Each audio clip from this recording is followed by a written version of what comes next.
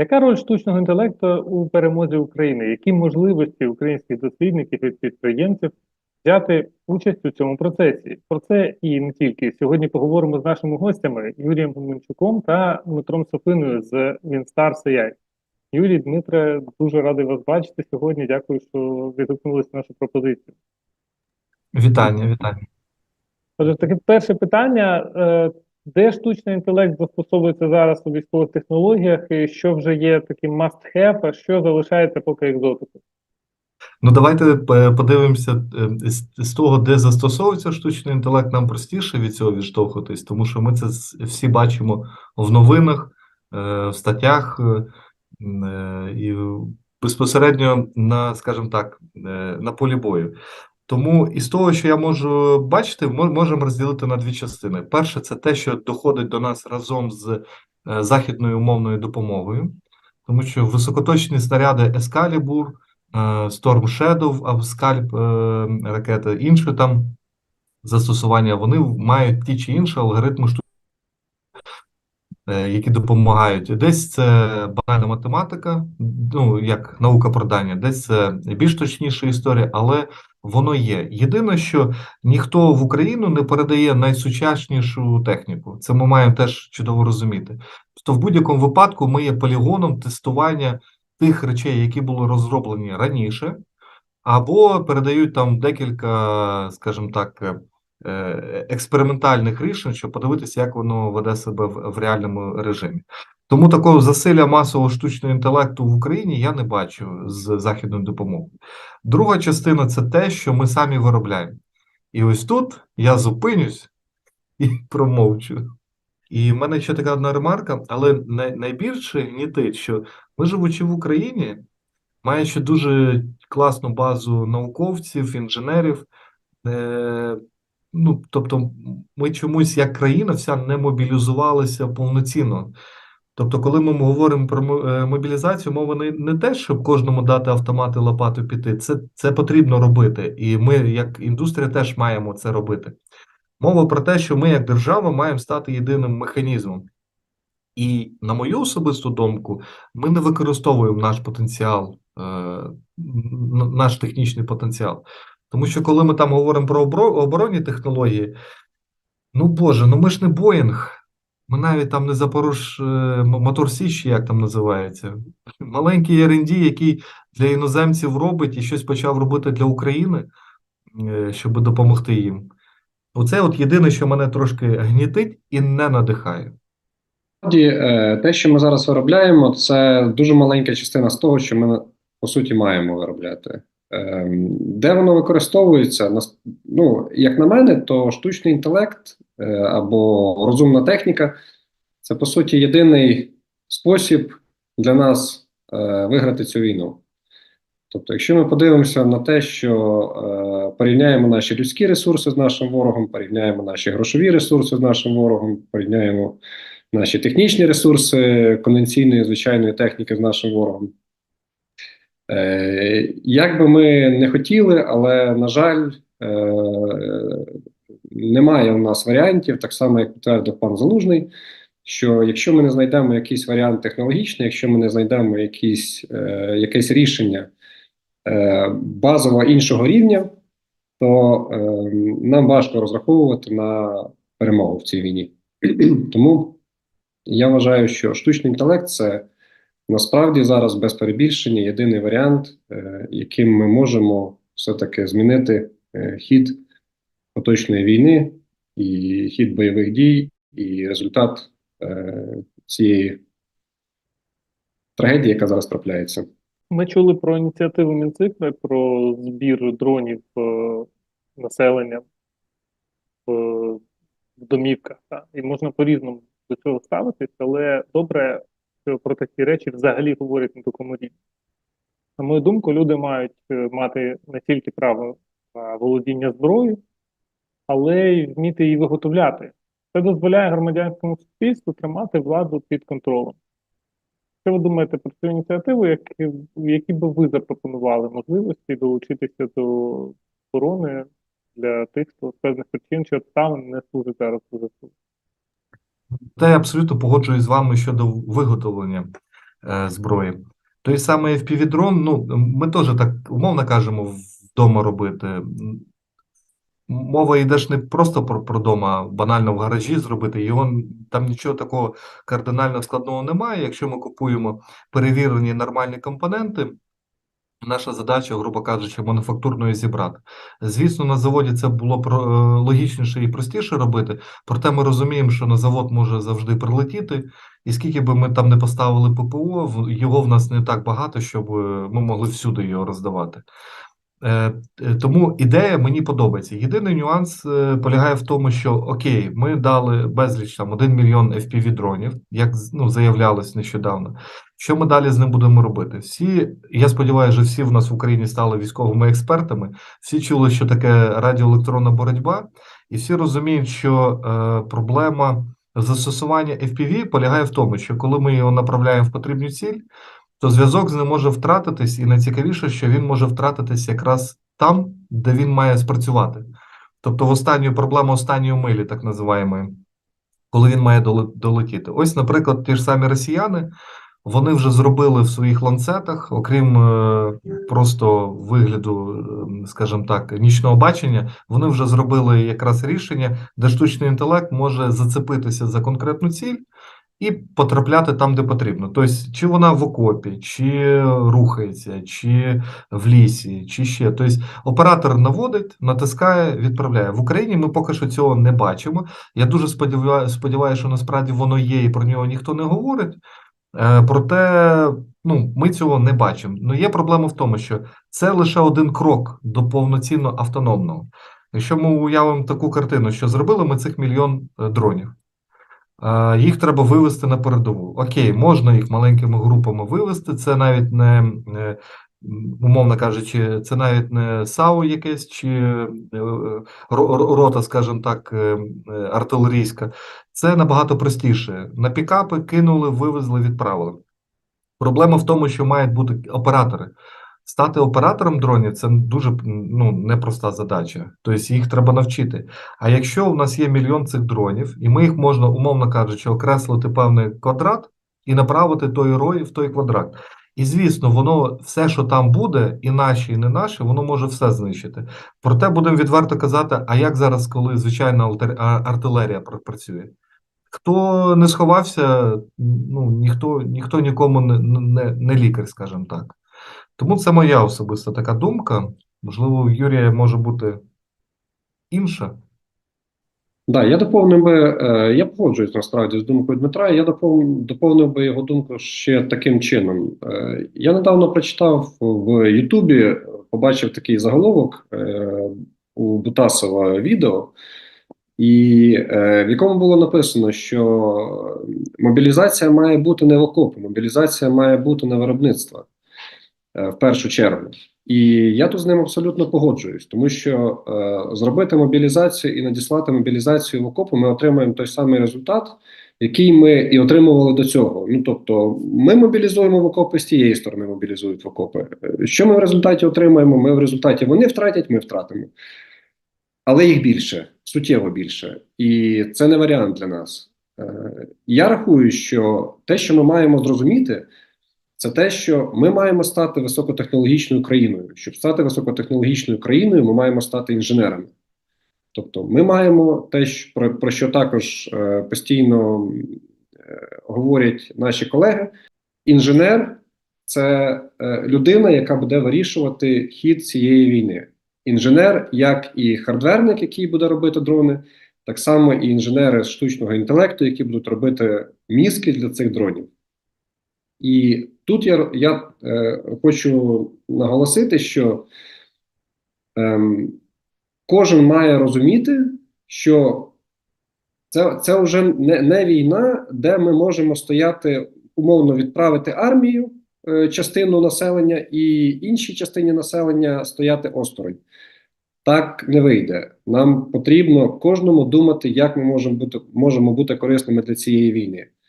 Дві найбільш корисних задачі в цій війні – це або військовий, або інженер. І я рахую, що максимум ті, хто можуть приймати в цьому участь, Хай це буде виробництво дронів, хай це буде виробництво іншої техніки, хай це буде підтримка в виробництві програмного забезпечення, але без цього нам в цій війні не вижити. 100% погоджуюсь. До речі, у мене така ремарка є. Дуже багато людей кажуть: ой, може, давайте помиримося. Ну там вони взяли трошки більше, а потім не підуть. Такі ж самі розмови, я пам'ятаю, в 2014-2015 році, ну, віддали Крим і Донбас. Що отримали? Зараз віддамо там кусок Херсонської, Запорізької, ще іншу частину Луганської. Через 5 років знову чекайте. І найгірше, що після цієї історії, яка відбулась в Україні, в нас тут в Україні нас стане ще менше. Багато військових повернуться, і я сумніваюся, що в них може бути мотивація лишатися тут. Тому наша з вами, по суті, мета є 3. Перше – це просвіта. Друге, це те, що ми робимо на технологічному фоні. І я б, до речі, якщо буде в нас можливість, зачепив би цей момент, щоб розуміти те, що купкою ентузіастів-аматорів війну не виграємо. А третій аспект, він має бути прагматичним. Ми маємо в умовах, коли ми живемо в військовому, по суті, часі, військовому, де-факто ми живемо в війні, то питання інституції демократії, воно дещо зникло. І тут є проблема наших управлінців, що як би їм це не подобалось, як би вони на нас називали і ПСО, не ОПСО, ми маємо говорити про болі, про проблеми. Ми маємо змінюватися. Чомусь у наших опонентів, ворогів, все-таки, як би не було складно, але якщо ви порівняєте те, що вони говорили рік назад і зараз, ну, я особисто бачу по тій аналітиці, яку там ми читаємо, аналізуємо, що зміни є. Тобто вони вже не, вибачте на слові, бомжи, як у нас там люблять говорити, не все так просто. Тут в деяких моментах і наші можуть подивитися, що вони інколи можуть бути краще озброєні, з кращою амуніцією, ніж навіть наші. Попри всі відосики, які ми дивимося, знову ж таки, ми не можемо порівнювати там бригаду X і бригаду Y. Всі вони відрізняються. Тому це, моя особиста така думка. Ну, добре, дякую. Дивіться, тут же питання, як на мене, стоїть не в тому, чи можемо ми зараз впливати там на ситуацію у владі, чи ситуацію на полі бою. Звісно, не можемо. Але ми можемо робити щось на своєму місці, що буде наближати нашу перемогу, чи допомагати людям, які зараз на передовій, це робити. Так? І от якраз я хотів би запитати, які ви бачите зараз приклади, які ми могли би поділитися, може ви з вашої спільноти щось, або якісь підприємницькі ініціативи, які б допомогли людям, які зараз не воюють, але вони б хотіли долучитися руками, або грошима, або своїм талантом. Що з проєктів до душі припадає? Ну, дивіться, я би тут розділив на 3 групи. Перша група – це приватна волонтерська ініціатива. Це те, що не пов'язано з технологіями. Умовно кажучи, хтось там буржуйки робить, хтось там техніку направляє. Ми це дуже чудово бачили на початку війни, і я думаю, тут питання навіть в цьому не стоїть. Єдина така ремарка, я звернув увагу, що як тільки ця функція перекочувала знову в державні структури, її ефективність стала гірше. Тобто, як це не парадоксально, українці на початку війни в волонтерському русі були максимально ефективніші, ніж централізована структура. Це така моя особиста ремарка. А от другі 2 теми, це якраз це цікавіше. Друга – це якраз приватні ініціативи, пов'язані з технологіями. І тут нам не потрібно ходити там до віщих якихось. Ми чудово бачимо морські дрони Sea Baby, які за підтримку Служби безпеки реалізовані. Ми бачимо дрони літаючі Бобер. Ми бачимо, звісно, і дуже невдячні історії, коли на полях там Тульської чи Орловської області знаходяться наші дрони в полях, бо не долетіли. Тому що тут я би зачепив краще третю частину. Це ті речі, які стартапчиками або там ініціативами, на кшталт навіть Brave One, при всій повазі, класна ініціатива і ідея, але чомусь в мене, чим довше я дивлюсь на це, можливо, із-за того, що я не бачу всього, що відбувається там на бекграунді, хоча будучи дотичним до всіх цих ініціатив, Але, ну, ви теж чудово розумієте, питання таємниці, воно нікуди не зникає, навіть якщо, будучи там експертом Українського фонду стартапу чи учасником комітету при Мінцифрі, це не означає, що я володію якоюсь надсучасною інформацією. Те, що потрібно мені знати, те мені і відомо, скажімо так. Але із того, що я бачу своєї колокольні, скажімо це так, то нас недостатньо технології розробок. Ми не можемо реалізувати те, що американці чи Ізраїль інвестували сотні мільйонів, інвестувати стартапчиком. За 5 тисяч доларів чи 25 тисяч доларів це неможливо реалізувати. Той самий для дронів автопілот, його неможливо реалізувати стартапом. Ну, тобто ми маємо це зрозуміти. Це, знаєте, як чомусь штучний інтелект, коли люди думають, ну це більше навіть не до вас, можливо, для слухачів деяких, думають, що є дві думки. Перше, це дуже легко. Ну взяв там, засунув цей комп'ютер Vision, і він працює. І друга проблема це коли думають, що це неможливо, це не реалізовано. А правда десь посередині. Якщо ми подивимося, наприклад, автопілот в автомобілі, у нас є чудовий приклад Тесла. Тесла зараз досягла другого класу автопілотування. Проте ми бачимо новини, що там в'їхав в гараж, там в'їхав в машину, де був намальовані ворота. Такі випадки бувають. Проте Nvidia, компанія, яка виробляє відеокарти, вона досягла 4-го рівня. Чому? Тому що вони побудували віртуальний світ, і в цьому віртуальному світі навчили, по суті, працювати штучному інтелекту. Наприклад, навіть наш R&D, він працює з віртуальними моделями спочатку, і тільки потім тестує на офлайн, в реальності. Це економить час і сили. Проте те, скільки коштів інвестували Nvidia для даної розробки, не порівняти з бюджетом навіть нашого маленького R&D. Ми розуміємо, що тут треба команда. От проста математика, щоб колеги розуміли, і слухачі. Вартість одного науковця з даних в середньому згідно з порталом Dow коштує приблизно 4 тисячі доларів в місяць. Ну, така історія. Для тих, хто каже, ну, популістів, що нажралися айтішники, такі гроші заробляють, я вам скажу, що чим більше таке говорите, тим менше таких людей в Україні лишається, і тим менше ми можемо потім будемо приходити до американців і просити з протягнутими руками, дайте нам цих же інженерів наших, які туди виїхали. При цьому ж 4 тисячі доларів це не стеля. Тобто є ребята і за 5, і за 6, ну так ринок побудований, їх не тисячі. Їх там, може, пару сотень в Україні набереться, і піди знаєш, чи захочуть вони робити це. Так ось, таких ребят на проєкті, а є різні. Тобто є і потрібні ребята там, умовно, за там, 1000 доларів, є і ребята, які потрібні там і ціною 5 і 6 тисяч доларів. Ну, в середньому ми візьмемо за планку 4 тисячі доларів. На проєкту, наприклад, те, що зробили росіяни в ланцеті їхньому, потрібна команда мінімум з 15 людей, від проєктного менеджера і тестувальника до hardware embedded C розробника, дата-сайентистів, дата-анотаторів, дата-інженерів, повного зоопарку, скажімо так, спеціалістів. Так ось 15 помножити на 4 тисячі, я так сходу навіть і не скажу, це скільки, 60 тисяч. Так ось, наприклад, у нас є інсайдерська інформація, що цей проект розробляє одна компанія з Ізраїлю.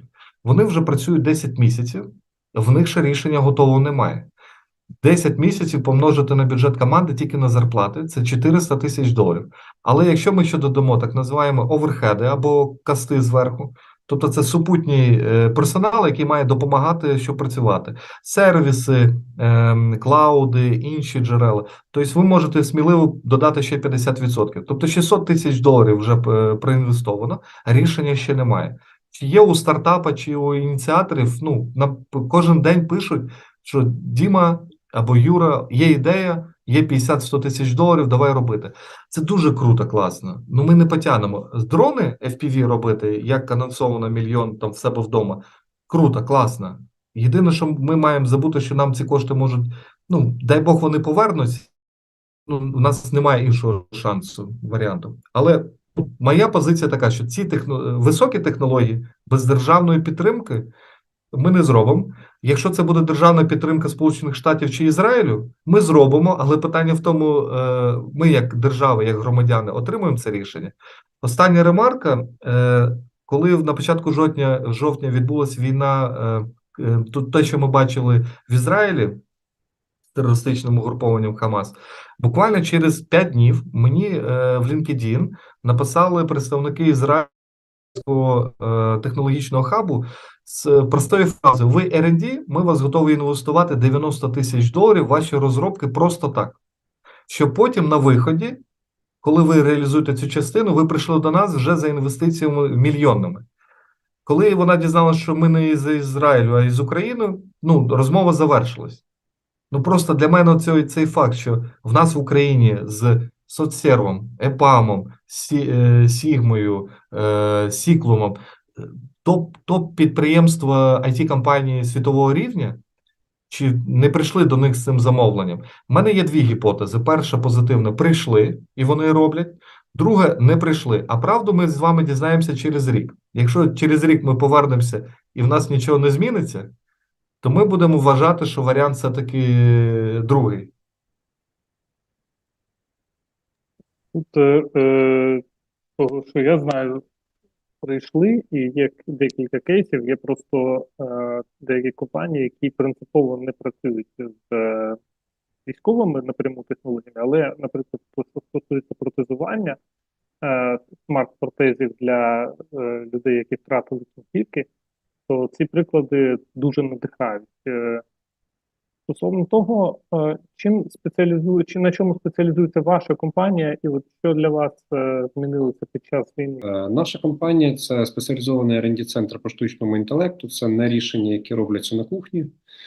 Це серйозні комплексні рішення, які включають в собі ряд технологій. Зазвичай це і комп'ютерне бачення, це і обробка природньої мови, і робота з великими даними. В таких індустріях, як медична індустрія, як агроіндустрія, як e-commerce або ритейл-індустрія, також енергозбереження, також ми працюємо з дронами, також багато інших напрямків, не буду зараз озвучувати всі, але ми спеціалізована компанія, яка саме штучним інтелектом працює вже давно і професійно в практично будь-яких проявах цього штучного інтелекту. Дякую. У нас є запитання ще від наших учасників спільноти. Діана Соколовська питає, як ви вважаєте, яка зброя має хороший потенціал для інтеграції зі штучним інтелектом?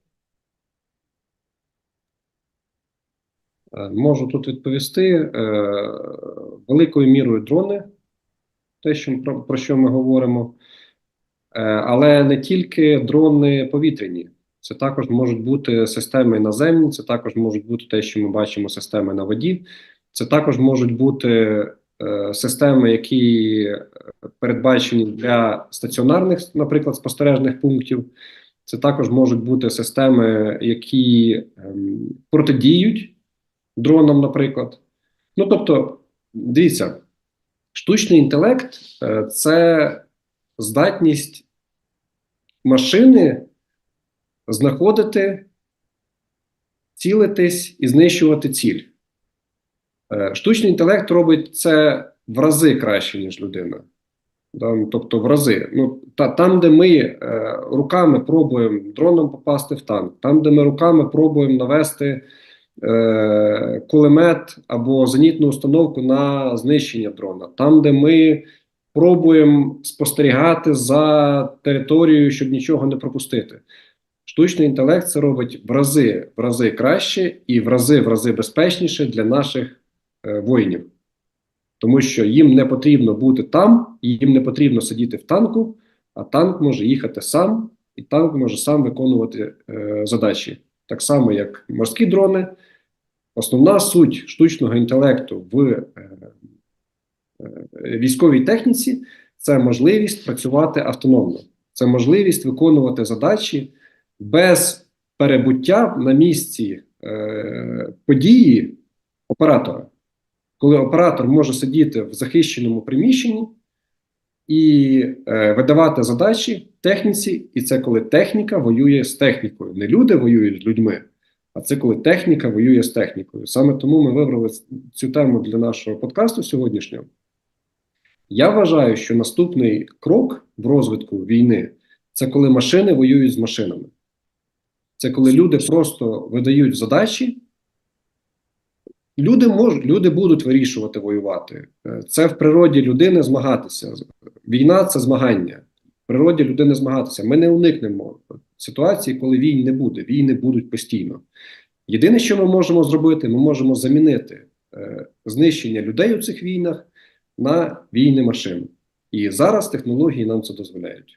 100%. Я б навіть додав, що, умовно кажучи, ну уявіть собі, армія, яка, по-перше, з супутників володіє всією інформацією, там в інфрачервоному спектрі, які ховаються там за хмарами, аналізує, прогнозує, хто куди може прийти. Той штучний інтелект, це ж не просто він бачить, як комп'ютер віжн, це ще й рекомендація, коли система може шукати і прогнозувати дії.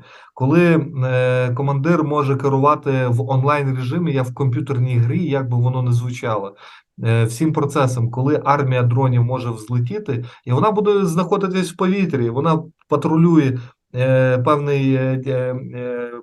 певну ділянку, і навіть в умовах радіоелектронної боротьби це все чудово. То коли мозок вже стоїть на борту, то радіоелектронна боротьба має бути, скажімо так, вона не працює, можуть глушилки або там лазери по ним потрапляти. Ну воно знайде все. Якщо не знайде, воно повернеться само на базу, вбудованими власними компасами і навігаціями. А ще цікавіше, коли ви можете не просто розкидав куча мін чи снарядів артилерійських, а коли ці міни розумні, коли вони бачать, ви там засипали, не знаю, снарядом там 1000 мін, і ця міна, вона не взривається від подуху, ну, від якоїсь, не знаю, там тварина пробігла, чи вітер. А коли вона знаходить, це людина, це об'єкт, вона може вистрибувати, як міни, які ми бачимо, і потрапляти в ціль миттєво.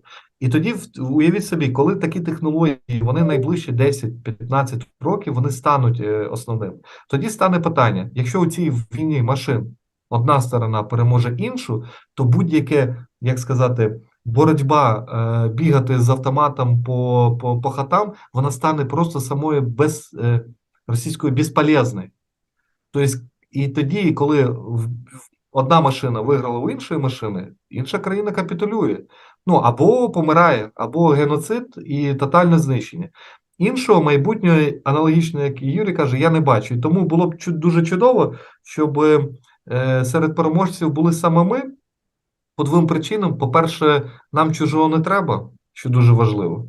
А по-друге, як в гімні нашому написано, що згинуть наші вороженьки, як роса на сонці, а ми запануємо, панове, у нашій сторонці. І саме за це я би хотів би сказати і направити ці технології не розширення в горизонталь, а розширення в вертикаль, тому що над нами величезний космос, безкраїй, який вже підкорюють. Ми з Корольовим, з Янгелем, з нашими Сікорським, з нашими талановитими, скажімо так, людьми, які вийшли з нашої землі, маємо дивитися все-таки вверх. Ось там безкрай космос, і там потрібно наші технології, інновації, скажімо так, впроваджувати, а не битись тут хто краще, хто гірше. Звучить дуже надихаюче. Дякую, колеги. З нами були Юрій Гуменчук та Дмитро Сафинов з Інстарс. Я щиро бажаю вам успіхів.